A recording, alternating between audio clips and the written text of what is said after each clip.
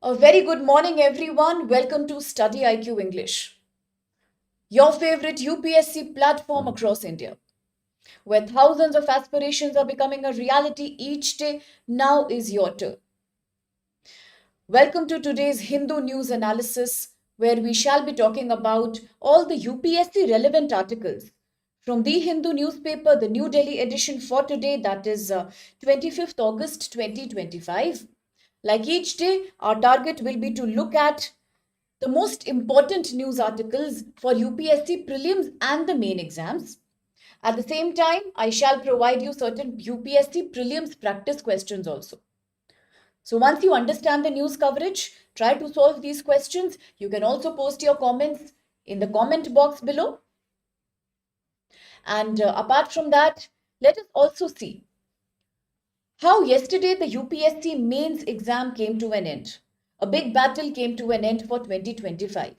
I think after analyzing all the papers, GS paper 1 to GS paper 4, there is one thing that everyone has understood, the students as well as the teachers, that the beauty of answer writing is located in daily newspaper coverage.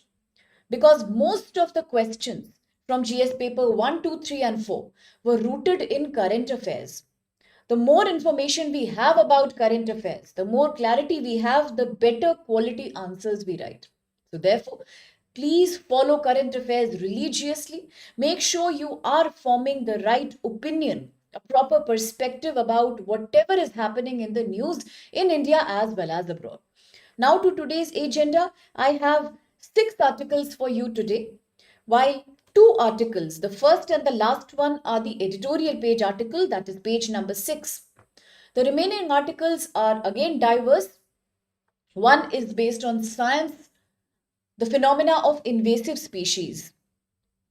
Other two are based on how India is now completely going the Atmanirbhar way by enhancing the self-defense capacity of our defense forces. So let's begin with the very first article. This is page number 6. A very good morning, Shaggy. And the first article for the day says the new constitution bill, the need for a balancing act. As the name suggests, if we are to match this with UPSC syllabus, then this matches with your UPSC GS paper 2, because this is polity. And within polity, we are talking about the role of judiciary in India, the role of the Honorable Supreme Court, High Courts. Yes, we are also talking about electoral reforms in India. Then, this is also related to GS paper 4. Yesterday, as we covered the ethics paper, I think it was a grave eye opener for everyone. Normally, people expect static questions to come from section A ethics. But yesterday's questions prove it to us that ethics paper will also be deeply related with current issues itself. We had yesterday a question on constitutional morality. We had again a question on international relations, social media. So therefore, this article also is related to GS paper 4, particularly for case studies we should use such articles, and because it is talking about the debate between creating integrity and fairness in India's parliamentary process versus basic structure of the constitution. Hence, completely about GS paper 2 and 4. Now let's talk about the key issues addressed in this article. Well, the article says that in India, we have realized that about 46% of all the MPs, ministers of parliaments, this is the 2024 data, 46% of ministers in Indian parliament have some or the other pending criminal cases against them. They are accused of criminal involvement. This is 46% of total Lok Sabha membership. It has become a challenge in India where nearly half members, half of all the MPs are declared as having some or the other criminal case going on them. So therefore, today the government has given the idea of the 130th Amendment Bill to the Indian Constitution. Under the 130th Amendment Bill, the objective should be to clean Indian politics, to completely sanitize Indian politics from such ministers who have charge of criminal cases against them. It has been introduced to mandate, to make it compulsory for such ministers who are holding criminal charges to vacate their seats, to resign immediately. The purpose is to even include the posts of Prime Minister, Chief Ministers, and other Council of Ministers at the Lok Sabha and State Assembly level, creating a fair situation in which if any minister accused of a criminal charge continues to stay in jail, in the prison for a period of 30 consecutive days, 30 days regular period without a bail in between, then that person will have to vacate his or her seat. If this person is in jail for 30 days for a crime that demands a punishment for more than 5 years, then automatically the person will have to vacate the seat. Even if the person is not resigning, automatic removal will get initiated. As per the ruling government, the aim is to cleanse Indian politics of tainting of corruption. Although the opposition is saying it has become a very easy tool on the part of the government to keep amending the constitution whenever it has to. This threatens the broad spirit of 1973 Keshwanand Bharti case, that there is a basic structure to the constitution and no legislature, no executive or no judiciary has the right to tamper with that. Today, the opposition parties are scared that under 130th Amendment Bill, if this becomes a law, then the ruling party can blame the opposition leaders on fake charges and initiate their removal, which means the ruling party will have always a more dominant say in the parliament at the center and at the state level as well. This is the ongoing debate right now. Now, for the purpose of your UPSC GS paper 2, we also need to understand which key constitutional articles, which key constitutional provisions does the 130th Amendment Bill try to change? Which kind of amendments will happen if this bill becomes a law? Well, the first article under consideration is going to be Article 75 of the Indian Constitution. That talks about appointment of Prime Minister, other ministers, the tenure of these ministers, the size of the Council of Ministers, and how the Council of Ministers is collectively responsible to the legislature, to the Lok Sabha, the House of People. So yes, it talks about Prime Minister, it talks about Council of Ministers, their tenure, their collective responsibility to the legislature. That is Article 75. This will have to be amended if 130th Amendment Bill gets passed. The second article that shall be changed in the Constitution is going to be Article 164, which broadly talks about appointment of Council of State Ministers, as how the governor in the state appoints the chief minister and the state council of ministers. So it talks about how the governor at state level appoints the chief minister plus the council of ministers who are collectively responsible to the state legislative assembly. Another article is coming in picture here, and this happens to be Article 239AA. This article talks about special provisions regarding the National Capital Territory. That's the Delhi NCR region, that how it has been established as a union territory along with a constituent, along with a legislative assembly that has been created here.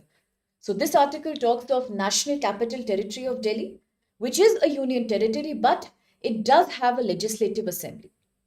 Apart from that, it also has the provision of a lieutenant governor. A very good question at this point for prelims can be, under which constitutional amendment article was New Delhi established as a union territory along with the legislative assembly? So please remember always, this was the amendment number 69th of the constitution going back to 1991 period. Okay, all these three articles, 75, 164, 239AA, all these will have to undergo an amendment if 130th bill is passed. The bigger controversy today is this a valid bill to be promoted? Will this actually lead to cleansing of our politics, or Will this once again become a weaponization tool in the hands of the ruling party to keep punishing the opposition leaders and its critics at will whenever they want to? That's what the parliament is considering right now. But what are the problems with this bill? Why is it such a controversial bill right now? The first thing is that opposition members are saying that this bill is completely snatching away the right under Article 21, the fundamental right to life and liberty. One of the most crucial, the most democratic fundamental rights of the Indian Constitution, that every Indian citizen has a right to life and liberty. Innocent until proven guilty. Under Article 22, people also in India have a fundamental right to protect themselves. They have the right to fight court cases. And it also talks about prohibiting any kind of double punishment being given to a single person. Okay, so that cannot happen. A person can defend himself, and until proven guilty of a crime, a citizen will be considered innocent. But the 130th Amendment Bill also is trying to force the ministers to resign even if they are convicted for a crime for which they have had a 30-day jail period. Tomorrow, even if they are exonerated, even if the crime is not proven, what's the benefit? They would have had lost their seat and the embarrassment that they suffer, the blame that they suffer. So it is unnecessary. As per the critics, it is complete violation of Article 21. Second problem is that it says that ministers will face a very harsh treatment of being vacated from the parliament at the center and the state level, maybe for a crime that was not the nature of crime as initially it was believed to be. Maybe there was some mistake or some kind of a, law breaking done by the minister concerned, but it wasn't a serious criminal charge. In that case, what happens? You are already punishing the minister, even when the charge was not very serious. Now, again, it says that this new bill is completely inconsistent with the existing Representation of People Act 1951, based on which Election Commission of India conducts the elections. Under the Representation of People Act, ministers can be disqualified only when the charges against them are proven. But this bill aims to punish them even before the charges are proven. So it is completely inconsistent. Another thing is that opposition leaders feel it leads to a kind of dual manipulation where the ruling parties will be able to politicize the amendment and use it as a tool to take political revenge on people who they do not like. For example, on the advice of Prime Minister and Chief Minister, immediately a minister shall be stood removed. Last but not the least, this also leads to instability in the government. For example, the Amendment 130, the Amendment 130th also has a provision regarding re-election. If a minister is removed from his or her post because they were convicted of criminal charges, and after a few years, if the charge against them is cancelled, if they are liberated, then they can come back and seek election to the parliament or state assembly. Will it not create a revolving door problem? A revolving door issue is like a door which keeps revolving, through which people have to pass with huge difficulty. A person thrown out of the parliament or state legislature because they were convicted of a crime. Few years later, they serve the punishment or they are exonerated and then they again come back to the parliament. Imagine the goodwill that they will lose. Imagine the lack of faith that the citizens will have in a setup where ministers keep coming and going out of the parliament on a repeated basis. So it doesn't make much sense when it comes to transparency and probity in governance. At the same time, it creates instability also, consistently moving the ministers out of the cabinets, again reinstating them, giving the charges to new people, given the fact that 46% of MPs are already having criminalization charges. If we remove, imagine all of them, the kind of political vacuum it shall leave behind will be difficult to take care of. That will again delay all the parliamentary processes from happening on time. So all in all today, yes, this amendment bill 130th is caught up in a massive controversy. Now, as we have discussed, the constitutional articles of 75, 164, 239 AA, we spoke about this amendment. You should also remember three important Supreme Court cases that relate to this ongoing controversy. The first is the S.R. Bomai versus Union of India case, where the Supreme Court had said that the most important thing to maintain is constitutional morality. Just yesterday in GS paper 4, we had a question on constitutional morality. How can education in a society create constitutional morality among people? Very important question for GS paper 4. Every year you have a question on constitutional morality, the principle that was created by Dr. B.R. Ambedkar, the architect of our constitution. Second important case is Manoj Narula versus Union of India case, where the Supreme Court had said that we should stop the process of appointing ministers with criminal charges to the parliament. Why should we wait and remove them later? We should take precautionary measures and not appoint anybody who has a conviction on their name into the parliament or the legislative assembly. If after appointment and joining the service, they get a criminalization charge, then it's a different thing. But in the beginning, we cannot appoint people with criminalization charges on them to these highly prestigious parliamentary bodies. That's one thing. Now, the last is the Lily Thomas versus Union of India case, where it says that any minister, whether at the central government level an MP or whether at the state level an MLA, all these people will be disqualified from their posts only if the charges against them are proven, until proven guilty. Otherwise, innocent. They will not be arrested.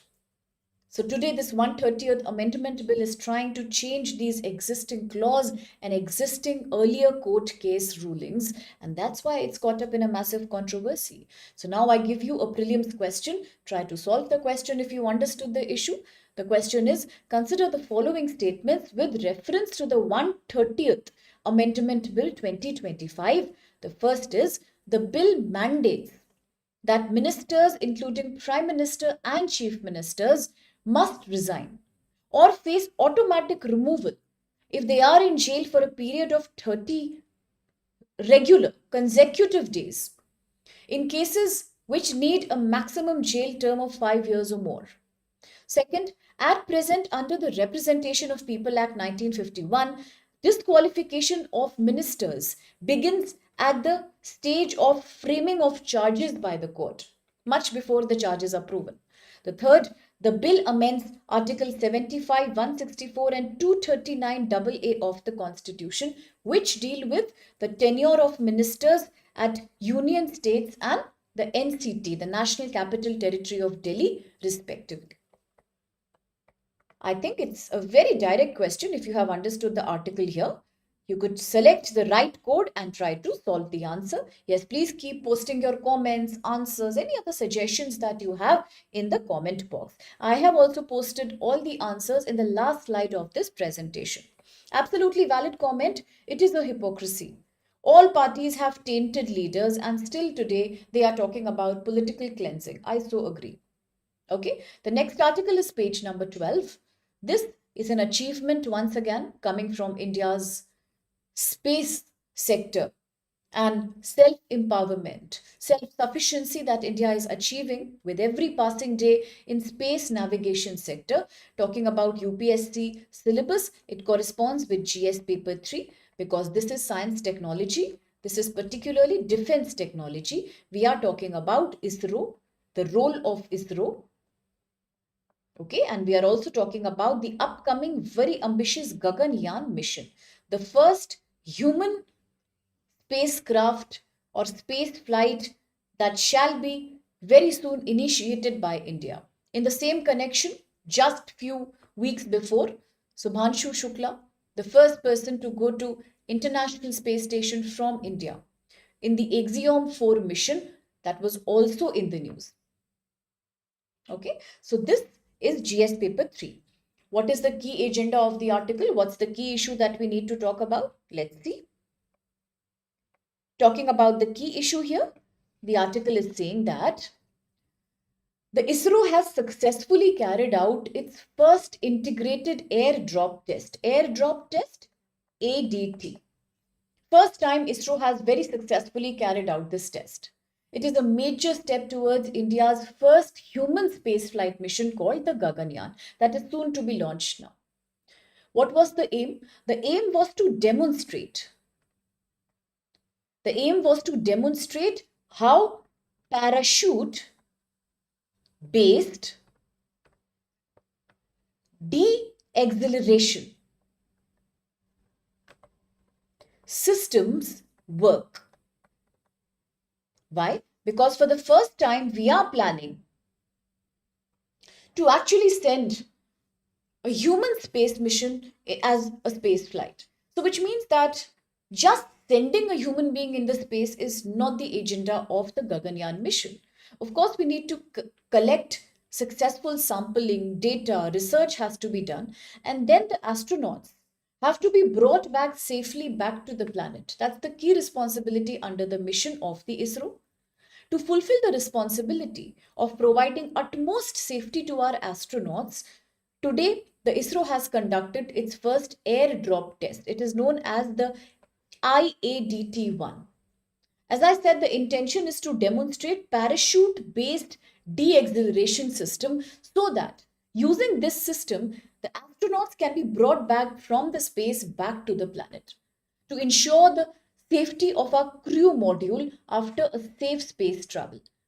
The good news is that India, after this experiment, will join the elite club of countries including US, Russia and China in displaying the technical capacity of such a high technological advancement in the space flight segment. That's the news for the day. Now, a quick word about what is the Integrated Airdrop Test 1. So this has been conducted jointly by ISRO, Indian Air Force, Indian Navy, the Coast Guard and the DRDO. Okay, the Defense Research Development Organization. The objective was to make sure that end to end, a completely authenticated parachute recovery system is tested. Because once the space shuttle enters back to the Earth's atmosphere, after doing the Gaganyaan mission successfully, our astronauts will have to be brought back. A re-entry has to be ensured into Earth's atmosphere. Here, this drop test that we have done will ensure a smooth landing of the parachute. That is an experiment that ISRO has conducted today. Very few countries have this kind of a airdrop test mechanism. Today, India is boasting of the same just after US, Russia and China.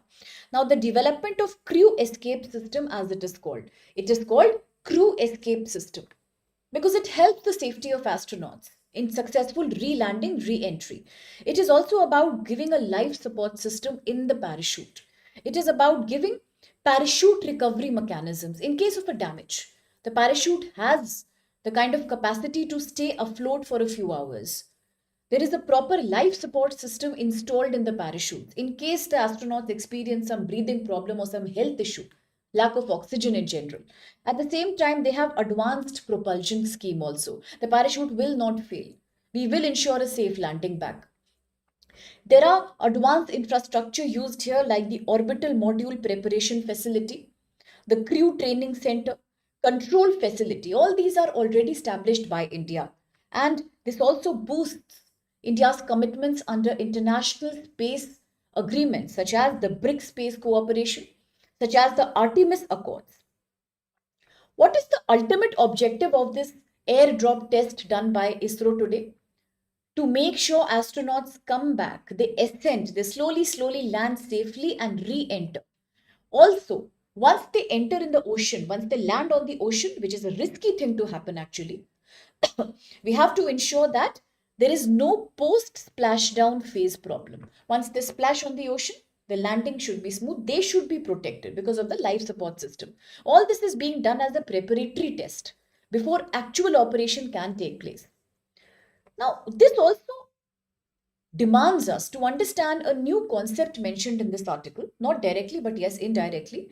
Very important, I think, for GS paper 3. What do you mean by a spin-off technology? What is the meaning of a spin-off technology? It's a new word for many people. Please understand today spin-off technology is being used in medical science, in agriculture, in satellite mapping, in various industrial operations. The spin-off technology stands for such innovations and applications that are developed as a side effect of much more advanced operations. See, any initiative that you take, any new experiment that you do, it has two effects. One is the desired effect. Why are you doing the experiment? The aim of that experiment. Sometimes, in the process of doing those experiments, you end up achieving unexpected discoveries. This is known as a latent discovery, a discovery that you have not planned, but it automatically happened. Automatically, it has happened. For example, how Alexander Fleming discovered the very famous antibiotic. It was by chance. It wasn't a planned thing to happen. Similarly, as a latent discovery of major technological innovations, sometimes very interesting technologies emerge across space missions, defense sector, nuclear programs, which later have a huge benefit in civilian, industrial, and social sector. These are known as spin-off technologies. Very important concept for GS paper 3. Can I give you some examples of spin-off technologies? For example, ISRO. Let's say, how does ISRO use these latent, unexpected discoveries as spin-off technologies? Through satellite navigation system, weather forecasting, disaster management, rural management programs. All these technologies were developed out of the blue. We were not planning for them. But while doing a bigger experiment, these just came to be discovered. And now they have a very potential, a huge potential of being used across our society. So example is ISRO. Another example is the DRDO, the Defense Research Development Organization, how it is using missile technology into the civil aviation sector. The experiment was done to improve the capacity of missiles. But later it was realized that these technologies can be borrowed into civil aviation to improve fuel combustion, speed, takeoff, buoyancy. So that's an extra benefit. Similarly, in COVID pandemic, the same such technologies were used for making ventilators. We suddenly needed so many ventilators because people were dying due to lung infections. At this time, such latent technologies, spin-offs were used for creating more ventilators and oxygen cylinders because they used technologies like air compression, gas compression, liquefaction. Then we also use it for making bulletproof jackets, a blessing for Indian Army, Indian Police, the border security forces. At the same time, even in nuclear segment, it has a major use. For example, when we are trying to process the enriched uranium 238, 235. We do some kind of a nuclear fissile reaction there. Now, in the process of creating nuclear energy, sometimes we end up achieving such smart technologies that can be used to treat cancer in the form of radiation therapies, or sometimes in hydrology, the study of water cycle, to do any kind of ocean research mapping. Now, a very good question is, please make a video on Samudrayaan. Yes, I will, sir. Absolutely, I'll do that for you. But even in ocean research technologies, we often use nuclear radiation methods. All these were spin-off technologies. So do remember about spin-off technologies. And let's see a quick, easy question now. It says, consider the following statements about Gaganyaan. And these are one, the integrated air-dropped test, the IADT-1, validated the parachute-based deceleration system for the crew module. 2. The crew escape system. How do we ensure the safety of our astronauts? Has been developed with multiple types of motors to ensure astronaut safety during landing emergencies on water, on land. 3. The post-splashdown phase of the mission is considered completely risk-free as the astronauts land into the oceans. That moment is not risky at all. Is it very safe or is it actually a risky thing to happen? It's a simple question. You can pick out the valid answer and you can verify your answers from the last slide of this PPT. Now the third article is page number 10. This is once again defense. So once again it is coming from GS paper 3, General Studies paper 3. This is talking about defense capacities. This is talking about the drone systems in India. This is talking about the air defense domain of India. So overall, we are talking about science technology. So GS paper 3. The news says DRDO, the Defense Research Development Organization, has successfully tested a multi-layered air defense system. So let's go a little deeper in the article and see what has happened.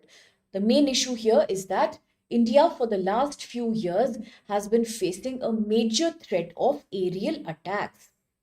Even in the phase of Operation Sindoor, we know how very often drones from Pakistan were witnessed even into areas that were the interior parts of Rajasthan and Madhya Pradesh. Today, many countries are resorting to the use of drone, not only for spying in the neighborhood territory, but also it is dangerous because it can be used as a biological war weapon also. It can be used to smuggle drug also. It can be used to take delicate military information also. So therefore, India has been facing these acute threats of aerial attacks and aerial spying. So just like we are doing too many efforts to achieve Atmanirbharta, self-sufficiency in defense equipment, once again, India has now tried to create self-sufficiency by introducing the IADWS. What is the purpose of IADWS? It is the Integrated Air Defense Weapon System. This has been developed by the DRDO. What is the purpose? To save ourselves against unmanned aerial vehicles, against spying and attacking drones, against swarm technology. Very important word, swarm technology. If you want to know more about swarm technology, you could let me know. Swarm technology. Okay. Similarly, in modern warfare, we have noticed how in the Russia-Ukraine war and the Armenia-Azerbaijan war, just last year, so much drone technology was being used. Aerial attacks were being used as a weapon of war. Same thing is happening between Israel. Remember how Israel through its aerial attacking system had completely infested the technologies, mobile phones, smartphones in Iran, just at the click of a button. So today, India is also having the same geopolitical threat from countries like China, Pakistan. As a result, we have now chosen to test this IADWS. The purpose of this integrated air defense weapon is to ensure multi-layered defense of critical infrastructure in India and our sensitive border areas. That's the purpose. So little bit, let's have a look at what exactly will this system do.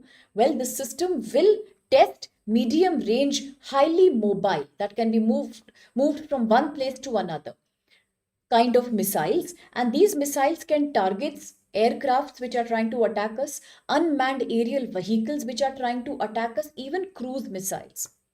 This system is the Quick Reaction Surface to Air Missile System, QRSAM. Very important if you get a question on India's defense capacities in GS paper 3 mains. You can also get a similar question in prelims. Statements about the DWS, statements about the QRSAM. So please remember that these are quick reaction surface to air missile systems. The purpose is to quickly, in real time, we have to attack any suspicious drone, any suspicious unarmed vehicle, any suspicious missile, cruise missile that is spying on us, attacking us, or trying to break our critical army infrastructure. Second thing is that this system also contains the VSH ORADs, which means very short range air defense. These are man-made, portable, low altitude equipments that deal with those drones, those unmanned vehicles which are flying at a very, very lower level, which can be witnessed also. We can attack them at a short range distance very accurately. Then we have directed energy weapons, the laser based. These are destroying short range unmanned aerial vehicles with absolute precision because they are using lasers for identifying their target. Of course, we talk about command and control center. Across the country, commands and controls headquarters will be created so that army teams from one region to another, air force teams, can coordinate information with each other in real time, in quick time, in a matter of a few seconds, hectoseconds. Then, of course, we have drone detection and destruction system. That's very important. And this system can destroy 3 targets simultaneously at the same time. Now, very recently, in one of my Hindu articles, I had spoken about the MISV technology. I hope you remember. I had spoken about the longer range integrated missiles in India. I had also spoken about how India is one of the very few countries who have multiple targeted attack systems, the MISV system. Quite important. You should know about it for GS paper 3. See, we need these points in the answer.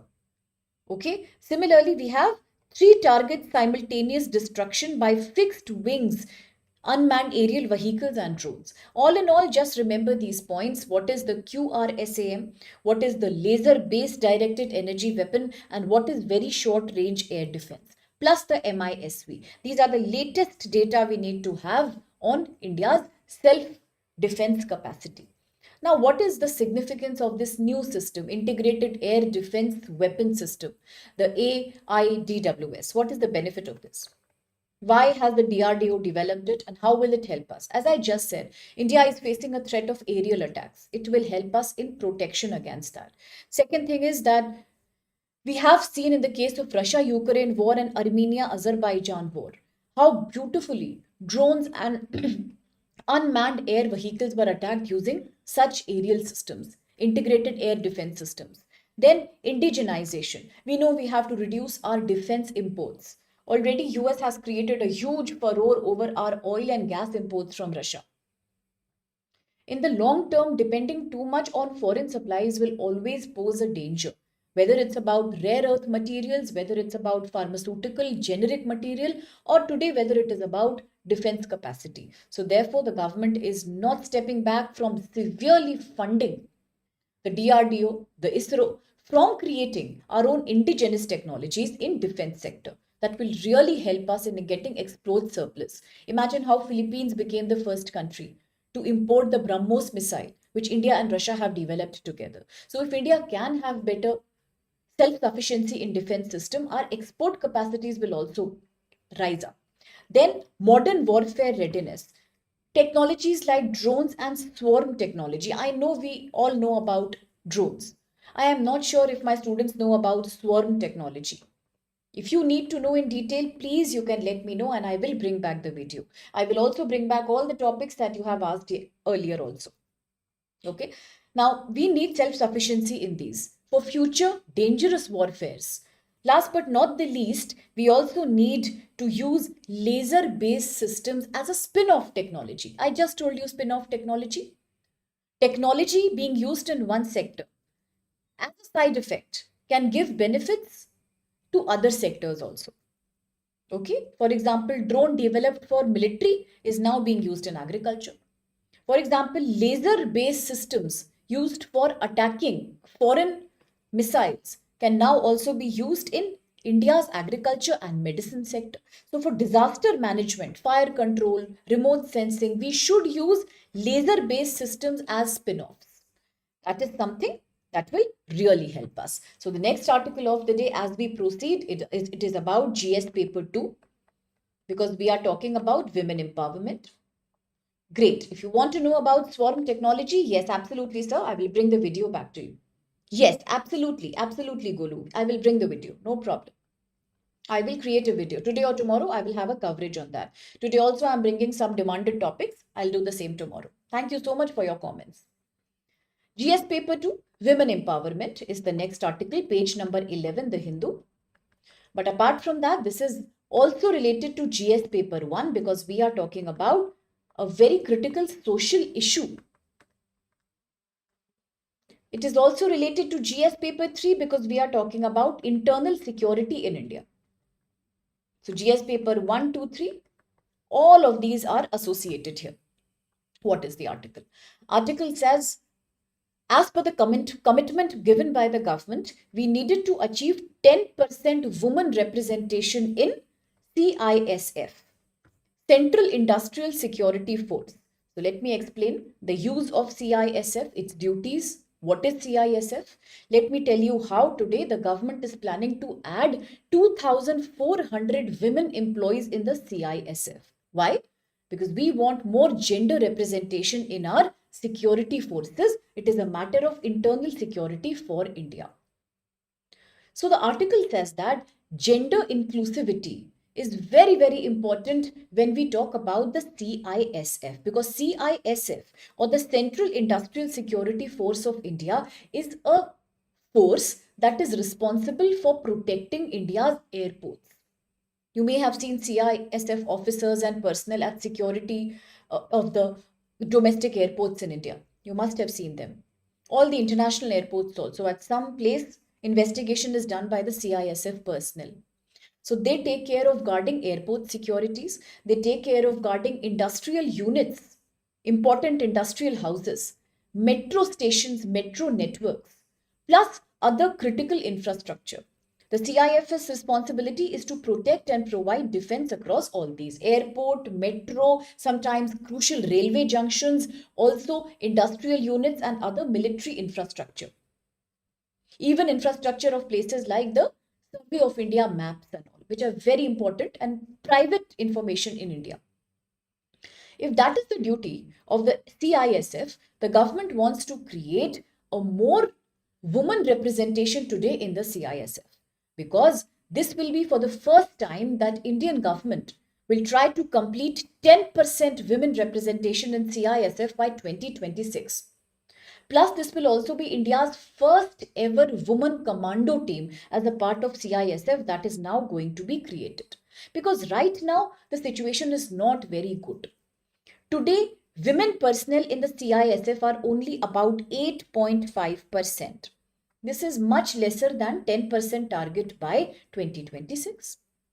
Second thing is that all women commando team is not existing right now. So now the government, by adding 2,400 more women personnel, is planning to achieve that.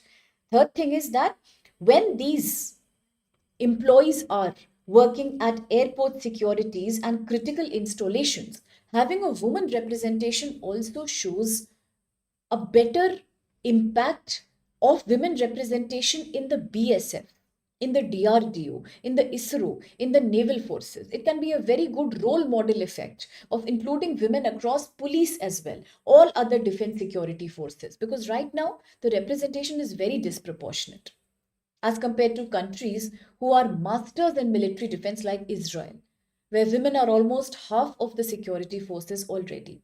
We need to achieve something similar.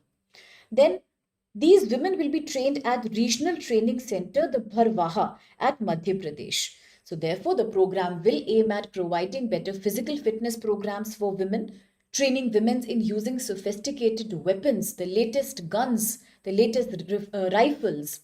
Also, enduring fire drills under stress situations, improving their psychological ability to adapt to these difficult security exercises. They will be taught things like running, obstacle races, confidence building exercises, decision making. Training will be provided to them so that they can not only join the CISF but also make our security forces much more gender transparent. Okay, that was the article here. And now to the question. Easy question for you.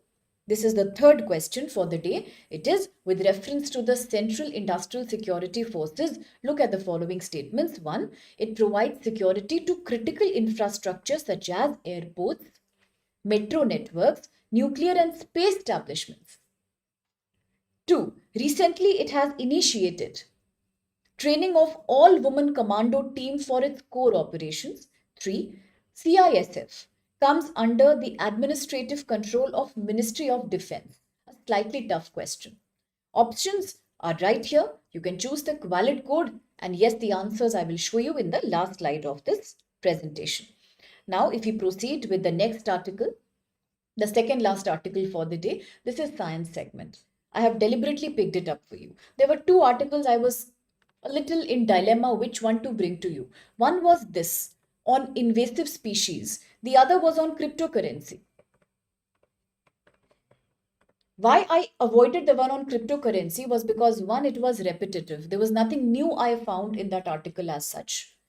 And second thing was, I thought having a separate video would be a better choice. Why I brought this one is because invasive species is in news right now. Just few weeks back, I had made a video on how in Assam, the very famous Dibru Saikhova National Park is threatened because of invasive species. And I think the video was received beautifully by my students. I received wonderful comments and a lot of encouragement, which was something I really felt happy about it. So I realized that invasive species is something that my students want to know more about. It is actually an ongoing threat to India's biodiversity. So I got this article for you. This is page number 2, because it's a science segment of the Hindu newspaper.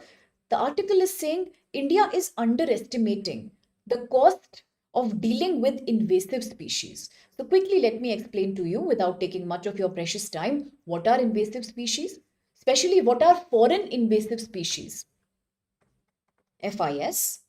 Why do they create a danger to native plants and animals, to our local plants and animals? How do they threaten India's biodiversity? And why is India not taking the problem seriously like other countries are? By now, I'm sure you have understood this is GS paper 3, Science and Technology, because we are talking about issues such as biodiversity preservation. We are talking about foreign invasive species phenomena here. Okay, so the article covers the key issue. First, let me cover the key issue. The key issue is that today, across India, across various national parks, like I spoke about Dibru Saikova, there is Kaziranga, there is Jim Corbett, there is the Nilgiri Biosphere Reserve, there is the Kuno National Park. So many of them are experiencing a danger of invasive alien species. Invasive alien species. Why are they called IAS? Don't fall for the pun here. We are not talking about the IAS government service. IAS, invasive alien species. They are invasive because they are coming from outside. They are not a part of our local ecosystem. They are invaders. Of course, they are alien because they are coming from outside. Species because they can be flora, they can be fauna. We can have certain animals, organisms like bacteria or fungals who were not Indian, who were not coming from Indian, origin, but they were introduced maybe because of some imported plant, some imported fertilizer, some imported agriculture manure. But once they come, they are very strong. That's why we call them invasive. They have so much capacity to mutate and to spread that slowly, over a period of time, they start overrunning the entire local ecosystem. One day, they threaten the very existence of our local plants and animals. If I was to give you a wonderful example from current affairs, or rather from Indian history, I would say Green Revolution is a perfect example of this phenomena back in the 1966 period. Once dwarf varieties of wheat were introduced from Mexico in India to boost India's food security, came a day when millets, local fruits, and local vegetables almost started dying. Today, many of these varieties have gone completely extinct. We needed food security.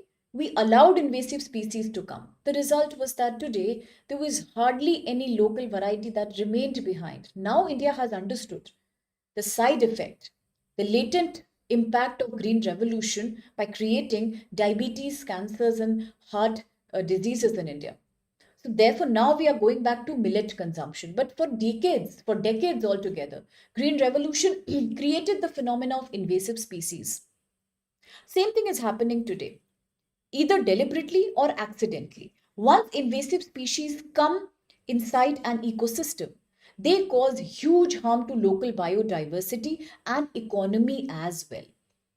To give some examples from the article, there are plants like lentana. Please remember at least two examples. You have to write them in your answers. Okay. One is lantana. One is, for example, the very famous one, water hyacinth. You may have crossed bridges in your cities, in every city, in every Indian city, from small ones to large ones, you will see that the rivers and the lakes are covered by a green kind of grass or a green kind of plant. As children, we used to ask what is going on. Why is the water covered by plants? This is not a plant, this is invasive species water hyacinth. It is so dangerous. It completely covers the water. The water looks nice from outside, green, and we feel that this is very nice, it is very forested, but it's not like that. This covers the local water bodies and disallows any oxygen from percolating, any sunlight from percolating in the water. As a result, not only do fishes die, do fish die, other animals, water animals die, but also local plants completely go extinct. Another very famous example of an invasive species from the article happens to be the Parth Ineum. Next one, Prospis juliflora. Even if you remember 2 examples, it's enough. These are the invasive species that are causing problems in India.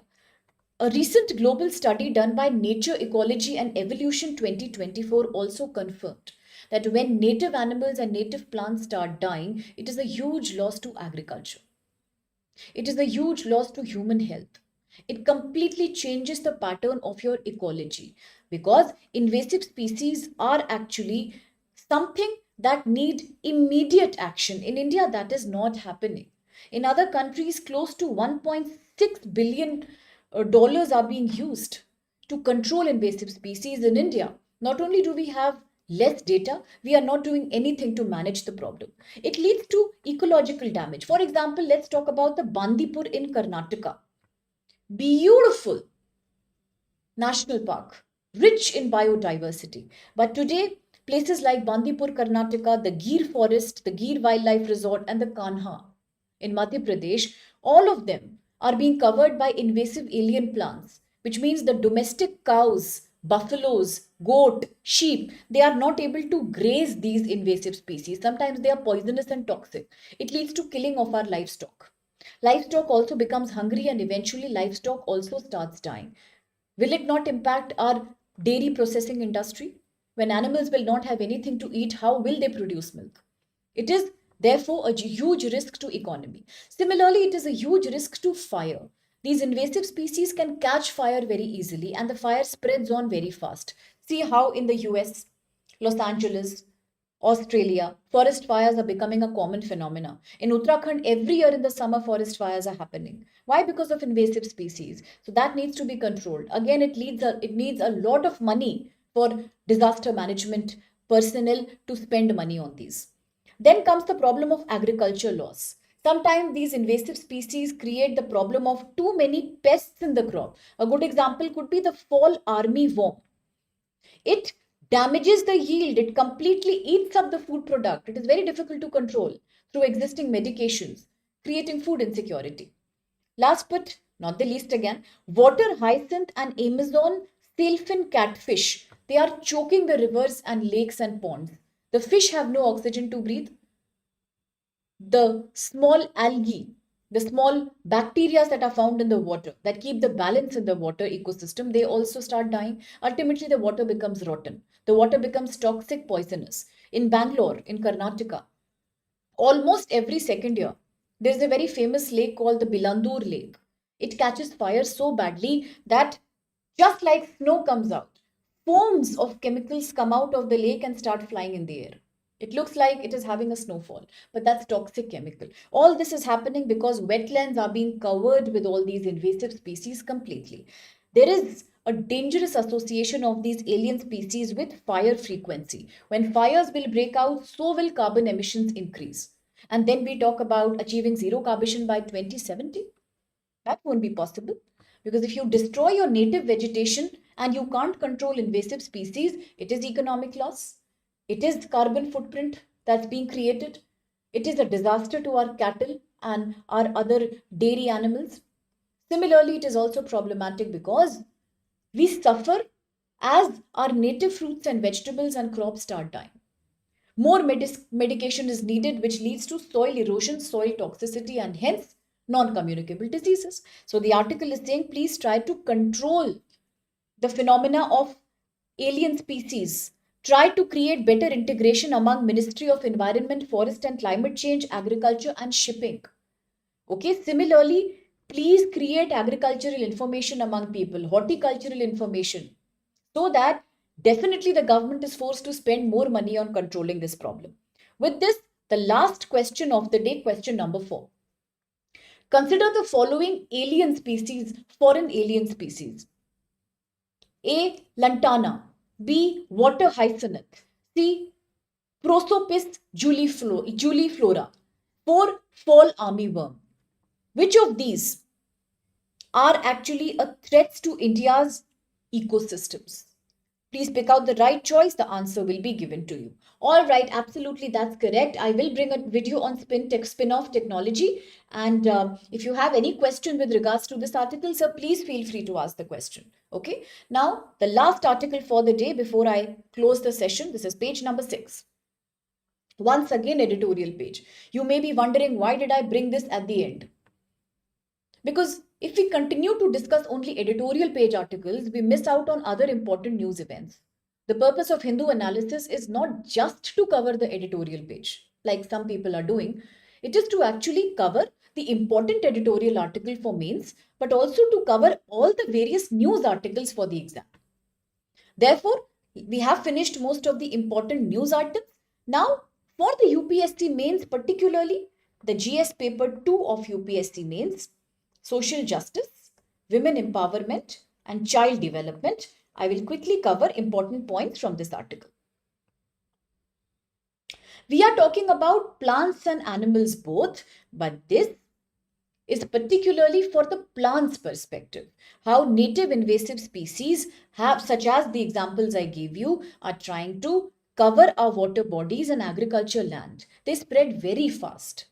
Once that happens, our water bodies also start dying. They have no fresh oxygen in them. Besides, agriculture land also becomes infertile and native plants start getting extinct. That is the question. Okay, so are these articles enough? Yes, absolutely, because these articles from the defense segment, as I mentioned, from the segment of the 130th Amendment Bill, these are the most important points that you need to cover for the exam for today's Hindu. Okay, that's it. Apart from that, all the other newses, either most of them will be repetitive, so I will bring them to you. Don't worry, we will not leave behind anything. For example, cryptocurrency was one article. I will bring that to you in the current affairs format. Similarly, the article on stray dogs is a repetition. There is nothing new in that article. So don't worry at all. We shall cover a very comprehensive newspaper article coverage. In that, nothing shall be missed. These for today are enough from the Hindu segment. Okay. Okay, that's a good question. I will come back to that. Okay, I will come back to that. They are entering Indian territory sometimes as you import food from outside. Sometimes as you import chemical fertilizers, manures from outside. Sometimes they come as a part of ships who come from outside and who are docking in Indian ports. Okay, so these breeds can be introduced through various ways. Sometimes they are deliberately introduced also, like it happened during Green Revolution. But slowly they start damaging the ecosystem. I hope that's clear. Now, the last article for the day is page number 6. It is an editorial article. It says, Nourish to Flourish, the Nutrition and Cognition. Which means if you want to have a good cognitive development, mental development, learning ability, you have to focus on your nutrition. In GS paper 2 social justice, there is a rule of thumb that we follow. Better nutrition outcomes always lead to better health outcomes. In that light, let's understand the key issue of this article.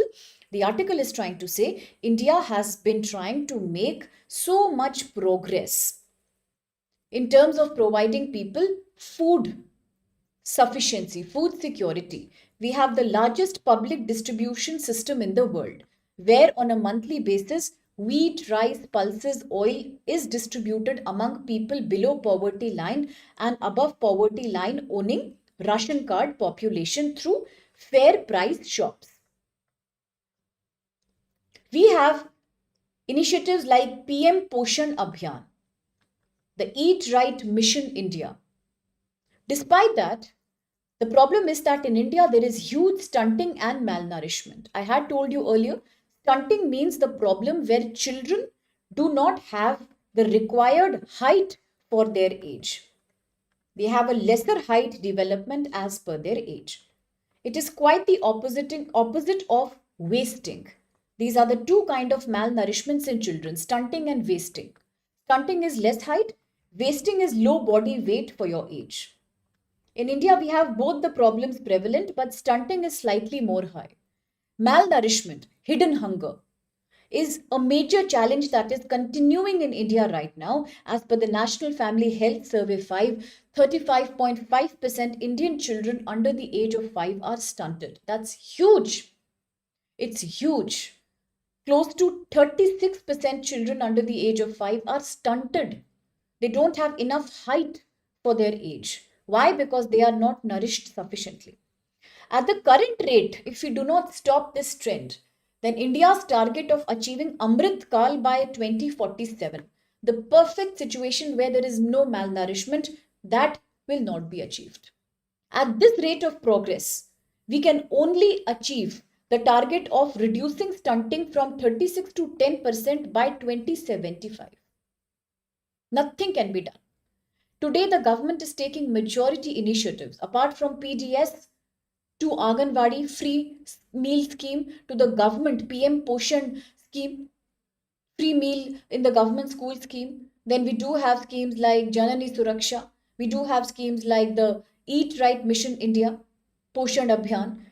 We have schemes like the ICDS, Integrated Child Development Scheme, world's largest program for child nutrition in school and preschools. That's Anganwadi. We have Poshan Bhi Padhai Bhi 2023, which means the value of healthy food should be taught to parents and teachers in government schools. Plus, children should be provided protein rich meals in these schools. Navchetna framework. Create such learning activities for children around the years 3 year and plus so that they learn by touch material concept, the Montessori method, touch and learn, see and learn. Much better learning interventions are being done.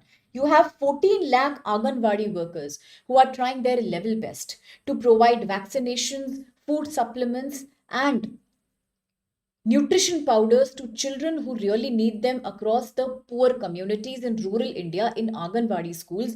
But despite that, the problem is continuing. Why? Because we have a gap in between. This is known as leakage in the system. There is a leakage in India's welfare scheme system. Why do we have the leakage? Sometimes Anganwadi workers are overburdened. Yes, we have 14 lakh women, but they are catering to so many more crores of people. What about that? We have the problem that majority children and their parents are not aware of schemes like ICDS. Then how will they take advantage? Besides, we have very limited options for day care for working mothers. So women cannot work. When women don't work, it leads to further burden of poverty within low income families. They cannot provide nutrition to children. Then we don't understand that across government schools, on a daily basis, we have to hire a nutritionist. The government has to finance for that. They have to consistently keep checking the weight, the height, and the body mass of children. That's not happening. So, therefore, yes, we are having ambitious targets, but it is very unlikely that we will achieve them through all these schemes by 2047. So Amrit Kal is not really around the corner right now. We need much better implementation of food security schemes in India. Okay. They spread from one region to another, Shaggy. Suppose invasive species happen in Tamil Nadu through the supply chain, through the transportation of food. It is very common that these invasive species migrate. They overrun the entire area in a matter of just few years because they're very, very fertile. They mutate very, very fast. Okay, that's how it spreads. Yes, absolutely. Invasive species, no. I would like to say here that invasive species can be two types.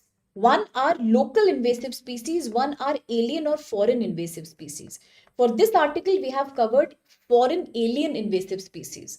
But when I had given you the article on Dibru-Saikova National Park, the invasive species that is taking a toll on ecosystem there was a local invasive species. They can be both types. Any species that is unwanted, that is not a ketone species, that has come either from outside the country or from outside the forest or the present specific agriculture area, that is invasive. It can come from within the country also, it can be from outside the country also, but if it spreads very fast and it completely overturns the ecosystem, it becomes invasive species. I hope that's clear to everybody now. Absolutely well said. Weeds can be examples of invasive species. Unwanted plants unwanted plants. Sometimes they are not invasive. Sometimes they just are local also. They can develop in the soil without any accidental or any deliberate introduction from outside. So weeds and wild grasses can be examples of invasive species, but they can happen at a local level also. Okay. I hope all these comments were clear to you, and thank you for the suggestions regarding the video. I shall take your leave now, and I will see you tomorrow soon with another interesting newspaper coverage session. Thank you so much for being a part of this informative segment. Thank you so much for your lovely participation as well. Now, if you enjoy these videos, do let me know in the comment box. Also, kindly do like, share, subscribe, Study IQ English for all the updates from our side. All the best.